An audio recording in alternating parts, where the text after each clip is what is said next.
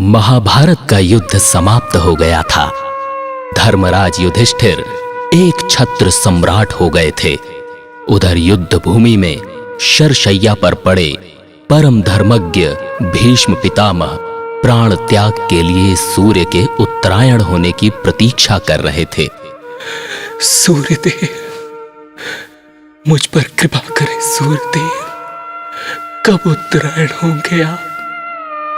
भगवान श्री कृष्ण की सम्मति से युधिष्ठिर रानी द्रौपदी और अपने भाइयों के साथ उनसे मिलने पहुंचे।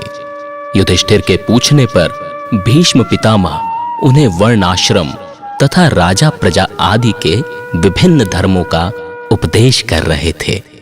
ये धर्मोपदेश चल ही रहा था कि द्रौपदी को हंसी आ गई। पितामह ने उपदेश को बीच में ही रोककर पूछा, बेटी द्रौपदी, तुम हंसी क्यों? द्रौपदी ने संकुचित होकर कहा, मुझसे भूल हो गई पितामह, मुझे क्षमा करें। पितामह को इससे संतोष नहीं हुआ। वे बोले, बेटी, कोई भी शीलवती कुलवधू गुरुजनों के सम्मुख अकारण नहीं हंसती। तू गुणवती है, सुशील है, तेरी हंसी अकारण नहीं हो सकती। संकोच छोड़कर तू अपने हंसने का कारण बता। हाथ जोड़कर द्रौपदी ने कहा, दादाजी, ये बहुत ही अभद्रता की बात है, किंतु आप आज्ञा देते हैं तो कहनी पड़ेगी। आपकी आज्ञा मैं टाल नहीं सकती। आप धर्मोपदेश कर रहे थे तो मेरे मन में ये बात आई कि आज तो आप धर्म की ऐसी उत्तम व्याख्या कर रहे हैं, किंतु कौरवों की सभा में जब दुशासन मेरा चीर हरण करने लगा था, तब आपका ये धर्म ज्ञान कहाँ चला गया था?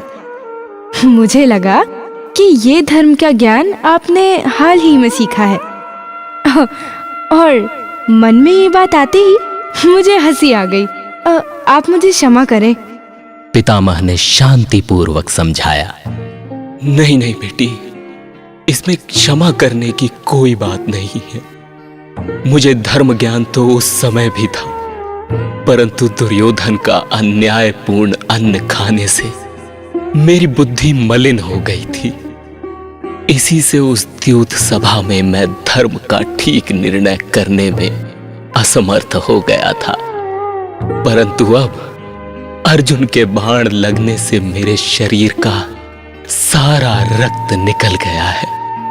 दूषित अन्न से बने रक्त के शरीर से बाहर निकल जाने के कारण अब मेरी बुद्धि शुद्ध हो गई है और इससे इस समय मैं धर्म का तत्व ठीक से समझता हूं और उसका विवेचन कर रहा हूं। कुल मिलाकर इस कहानी का सार यही है कि जैसा खाएंगे अन्न वैसा बनेगा मन।